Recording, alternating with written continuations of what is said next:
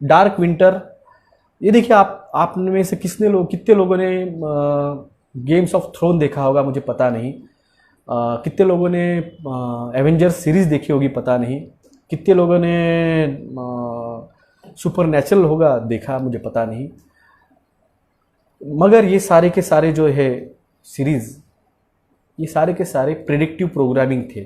कितने लोगों ने back to the future, back to the future 2, back to the future 3 देखे होंगे, 80s की मूवीज़ थी, पता नहीं। मगर तब जो दिखा रहे थे वो सारी चीज़ें हो रही है। आर्टिफिशियल इंटेलिजेंस के बारे में मैंने आपको पहले भी कहा था, मैंने आने वाली टेक्नोलॉजी जो थी वो कल शेयर की है, किस तरह से ऑटोमोटिव सिस्टम जो है किस तरह से आने वाली भविष्य में, मैंने आपको शेयर किया है। तो दोस्तों, मैं आपको भविष्य क्या है, मैं भूतकाल में भी क्या था ये भी आपको बताया है। रॉकफेलर किस तरह से आए थे, डेविड रॉकफेलर ने क्या किया था, रॉकचाइल्ड ने क्या किया था, मॉर्गन ने क्या किया था, बिल गेट्स क्या कर रहा है, गेट्स फाउंडेशन क्या कर रही है, हिटलर ने क्या किया था, हिटलर जिंदा कब तक था, ये मैंने आज पहली बार एक्सपोज किया है आपके सामने। अगर ये मैं आपको 1 महीने पहले बोल देता था कि हिटलर जिंदा था, कोई यकीन नहीं कर सकता था। इस रहा हूँ कि हिटलर जिंदा था, ये उसका एविडेंस है, ये उसके डॉक्यूमेंट्स है। आप लगे रहो हिंदू मुस्लिम में, आप लगे रहो SC NT OBC, आप लगे रहो। मैंने कहा ना, मुझे कोई नहीं चाहिए, मुझे SC नहीं चाहिए, मुझे OBC नहीं चाहिए, मुझे बौद्ध नहीं चाहिए, जैन नहीं चाहिए, क्रिश्चियन नहीं चाहिए, मारवाड़ी नहीं चाहिए, पंजाबी नहीं चाहिए।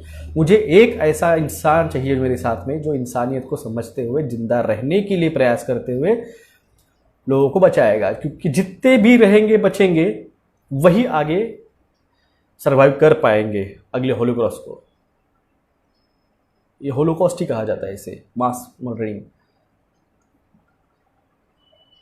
सारे नेता देख लो आप, कहीं का भी नेता देख लो, कहीं का भी मुख्यमंत्री देख लो, सारे के सारे आपको Hitler live till age of 95, he ran away to Brazil, Nishan Patil साहब ने कमेंट किए है।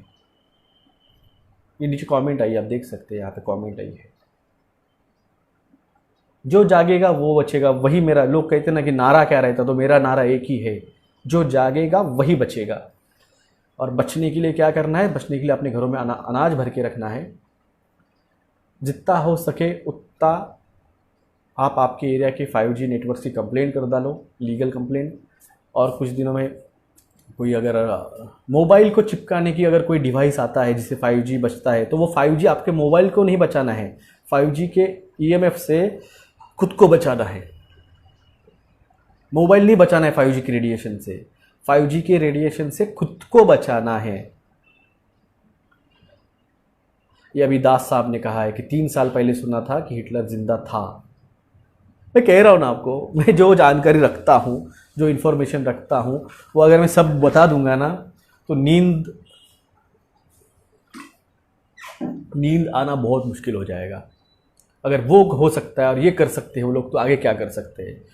तो जिस तरह से ये एलन मस्क भारत दुनिया छोड़ के मार्स पे जाके बसने की बात कर रहा है, तो ऐसे क्या होने वाला है पृथ्वी पे कि यहाँ के हवाओं में रेडिएशन रहने वाला है। उसके एक इंटरव्यू में उसने कहा था, एलन मस्क कह रहा है कि बिल गेट्स क्रूकहेड है, क्रूकहेड जिसको इंग्लिश में क्रूकहेड कहा जाता है, तो क्रूकहेड है, मार डालेगी मैं मेरे बच्चों को, और मैं नहीं लेने वाला हूँ, मेरे बच्चों को नहीं देने वाला हूँ। अरे वो नहीं देने वाला है बेवकूफ़ो, तो तुम क्यों ले रहे हो।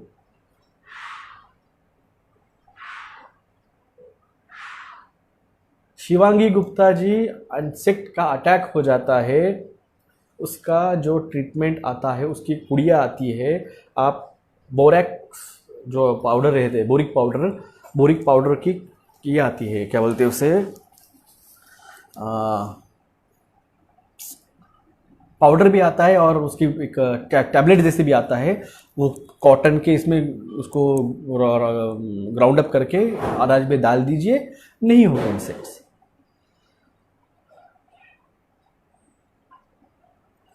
तो दोस्तों, मैंने मेरे पुराने वीडियो में जाके देखिए, मैंने किस तरह से फॉर्मेट करना है PIL का, वो मैंने बताया है किस तरह से करना है। PIL का ड्राफ्टिंग जो रहता है वकील लोग करते हैं, वकीलों के पास आपको करना होगा, और वकीलों का ड्राफ्ट मिल जाता है ऑनलाइन, अगर केस नंबर बताया तो भी।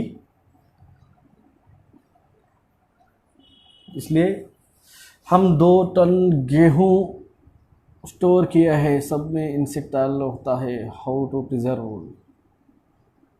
मैंने फिर से कहा ना शिवांगी जी,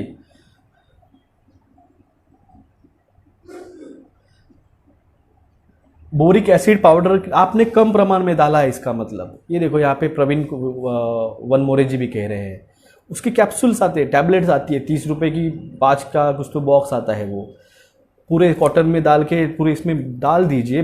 सर अगर मोबाइल नेटवर्क ही हो गया तो क्या बात करेंगे भाई, कुछ नहीं कर पाएंगे। इसीलिए तो इसको कंट्रोल कहा जाता है, कंट्रोल्ड मॉब कंट्रोल। अभी जो कर रहा है माइंड, आपके माइंड के साथ कंट्रोल किया जा रहा है। What is the biggest weapon of the devil is fear. Fear ये सबसे बड़ा हथियार है डेविल का। ये आप क्या सोच रहे हो, आप क्या सोच रहे हैं कि वो आप क्या बिलीव कर रहे हो, ये इंपॉर्टेंट नहीं है। इंपॉर्टेंट ये है कि वो क्या बिलीव करते हैं उनके हिसाब से। मैंने जैसे कल कहा था थर्ड टेम्पल किसी को पता भी नहीं है थर्ड टेम्पल क्या है, जैसे मैंने कल कहा था। फिर मैंने पूरे 3 टेम्पल जो है मैंने उनके सारे वीडियोस डाल दिए हैं। फर्स्ट टेम्पल जो है वो क्रिश्चियन टेम्पल है, सेकंड टेम्पल जो है मुस्लिम टेम्पल मस्जिद है, और थर्ड टेम्पल जो है वो थर्ड डेविड टेम्पल है, किंग डेविड। और ये सारा युद्ध जो है चल रहा है, ये पूरी दुनिया में जो चल रहा है, ये सारा का सारा चल रहा है थर्ड टेम्पल के लिए। उनके आपके राम आके गए, आपके आपके राम आके गए, आपके कृष्ण आके गए, आपके वामन आके गए, आपके मत्स्य अवतार होके गया, आपके नरसिंह आके गए, आपके मेरे भी अब हमारे आके गए, क्रिश्चियन का यीशु ख्रिस्त आके गए, मुस्लिमों का मोहम्मद पैगंबर आके गए, मगर वो जो है किंग डेविड वाले, उनका अब तक मसीहा आया नहीं है। उनका मसीहा कौन है? उनका मसीहा लूसीफर है, उनका मसीहा राइजिंग मॉर्निंग स्टार है।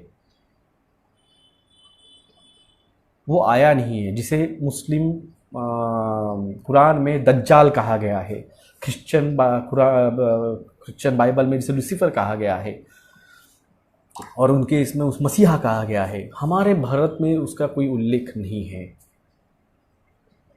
जिसके हमारे इसमें अगर आप थोड़ा डीपली जाते हैं, जिसे आप कल्कि कहा जाता है, कल्कि अवतार जो आने वाला है कलयुग में बचाने के लिए, कलयुग को ख़त्म करने के लिए। वो कलयुग का जो राक्षस है, जैसे रावण था, जैसे कंस था, जैसे जितने भी अवतार हुए थे, जिसमें जिस तरह से वो दिखाए गए थे, तो उनको मारने के लिए जिस तरह से विष्णु का अवतार दिखाया गया है, उसी तरह से इस भारत में कलयुग का खत्म करने के लिए कल्कि आने वाला है। तो वो जो कलयुग का जो दानव है, वो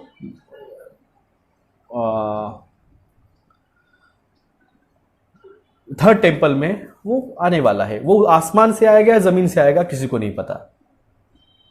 आप समझो, मैं डॉक्टर हूं, मैं एमडी हूं, मैं पोस्ट ग्रेजुएट हूं, मैं मेडिकल भी जानता हूँ, मैं साइंस भी जानता हूँ, और मैं रिलीजन भी जानता हूँ। क्योंकि एट द एंड ये जो गेट्स है और ये जो है सब डेविड रॉकफेलर और ये करोड़पति अरबपति लोग, इनको ये भी मानते हैं धर्म को, और उनके धर्म में जिसको पूजते हैं वो कल की अवतार हो चुका है। डॉक्टर साहब भाई कहा ना, ये कलयुग का जो अवतार होने वाला है उसके बारे में मेरे कौन से रूप में आने वाला मुझे नहीं पता है। मैं स्पिरिचुअल जो किताबें पढ़ता हूँ ना, मैं ज्ञान योग पे भरोसा रखता हूँ। मैं 2 योग पे भरोसा रखता हूँ, ज्ञान योग और कर्म योग। ज्ञान योग यानी किताबों से खुद का इंफॉर्मेशन अपग्रेड करना, और दूसरा है कर्म योग, जो सच है, जो सत्य है, उसके बारे में काम करना, कर्म करना। ये बाकी की जो 2 योग है वो मेरे बस के बात। राजयोग, मेडिटेशन, वो बहुत बियॉन्ड द अपनी कैपेसिटी के बाहर, वो नहीं कर सकता हूँ मैं। भक्ति योग, भगवान को एक एज वही आपका प्यार है और उसके लिए ही सब कुछ डिवोट कर रहा है, जैसे मीरा ने किया था, जैसे ज्ञानेश्वर महाराज ने किया था, जैसे तुकाराम महाराज ने किया था, कबीर ने किया था। वो नहीं हो सकता, वो भक्ति वो लेवल की नहीं जा सकती। कर्म कर सकते, 100% प्योर कर्म, 100% नॉलेज, वो भी कर्मकांड वाला नहीं, प्योर नॉलेज फॉर्म। तो दोस्तों ये सब है। अब आप क्या बिलीव करते हो, आपको लगता है ये नहीं हो सकता, तो जाके कभी ब्रह्म कुमारी सुन लीजिए। ओम शांति चैनल आता है, कभी सुन लीजिए, सुबह सुबह उनका 7 बजे मुरली रहती है। वो लोग जिस तरह से उनका मानते हैं कुछ भगवान से उनकी टिपिकल, तो उन्हीं में से वो मानते हैं कि शिव शंकर, भगवान शंकर जो है, भगवान शिव जो है, वो उन्हीं के ग्रुप के मेंबर, ऐसे वो मानते हैं। जो आय उन्होंने दिखाई है, सिंबल उनका ट्रायंगल्स एंड उसके टॉप पे जो आय, वो क्या मानते हैं कि शिव शंकर जो है वो उन्हीं के है। मैं हाँ, लूसीफर असली असुर है, कल की अवतार उद्धार करने आएगा। अभी आया ही नहीं है। जिस तरह से अभिनव चौरसिया जी, जिस तरह से अभी लूसीफर आया ही नहीं है, उसके जन्म के बाद जब वो यहाँ पे नरसंहार चालू करेगा, उसके बाद कल की आएगा। जैसे रावण जो थे वो कृष्ण से, सॉरी, रावण जो थे वो राम से उम्र में बहुत बड़े थे, श्री राम से। और कंस जो था वो भी श्री कृष्ण के जन्म से बहुत पहले, उसका मामा था वो। अगर आप पिक्चर देखते हैं, आपने रावण सीरियल देखी, आपने यंग श्री राम देखे, आपने यंग रावण देखा, गुड मॉर्निंग जयसर सर, यंग रावण देखा, तो आपको लग रहा है दोनों सेम एज के, नहीं। रावण का बेटा श्री राम जी के उम्र का था, तो सोचो रावण की उम्र क्या होगी। आपने महाभारत में कृष्ण यंग देखे, आपने दुर्योधन यंग देखा, आपने अभिमन्यु यंग देखा, आपने अर्जुन यंग देखा टीवी सीरियल में, आपने सिर्फ भीष्माचार्य को और द्रोणाचार्य को उनको बुढ़ा देखा। आप थोड़ा सा स्पिरिचुअल इसमें ज़रा डीप जाइए, वो टीवी सीरियल छोड़ दीजिए, थोड़ा डीप में जाइए। जब युद्ध हुआ था महाभारत का, तब मेरे ख्याल से कृष्ण की उम्र कुछ तो भी 80 या 82 साल थी। जो बड़े थे, क्या नाम उनका, 5 पांडवों में से,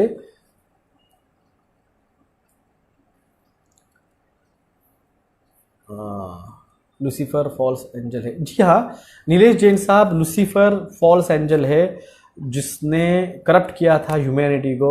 उसकी वजह से उसको गॉड ने निकाल दिया, उसको ज़मीन नरक में भेज दिया। वहाँ पे उसने फर्स्ट उसका जो डेविल था लिलिथ उसको बनाया। वो लिलिथ जो है mother of all the devils, वो बाहर आए। 45 साल बिल्कुल नहीं प्रशांत गिरी साहब। कृष्ण की उम्र जो थी, श्री कृष्ण तब लगभग 80 से 82 साल के थे मेरे ख्याल से, 75 साल के थे। उससे 8 साल छोटे युधिष्ठिर थे, उससे 3 साल छोटे भीम थे, उससे 4 या 5 साल छोटे अर्जुन थे, और उसके 2 या 3 साल छोटे नकुल सहदेव थे। समझो आप, ये क्यों कह रहा हूं मैं, क्योंकि उसके अगर आप देखेंगे कितने साल राज्य किया है, उसके बाद में युधिष्ठिर ने और अर्जुनों ने और पांडवों ने सिर्फ हार्डली 15 से 18 साल राज्य किया है। बाद में वो स्वर्गलोक सिधारने के लिए निकल गए हैं। आप पूरा उत्तरार्ध महाभारत देखेंगे आप, उसके बाद में कर्ण उनसे बड़ा था, कर्ण युधिष्ठिर से भी बड़ा था, सूतपुत्र उससे भी बड़ा, युधिष्ठिर से भी बड़ा था वो। और ये अगर आप थोड़ा सा और आगे देखते हो तो कृष्ण भी जो है वो हार्डली उसके बाद में 25 या 28 साल जिए हैं, जब उनको बाण लग गया था। और जब वो मर गए थे बाण की वजह से, एक भिल्ल समाज के पानी पीने के लिए गए थे वो वन में, हरण समझ के उसको मारा था। क्योंकि पूर्व जन्म में श्री राम ने जब बलि जो था बाली, वो बाली को छुपके से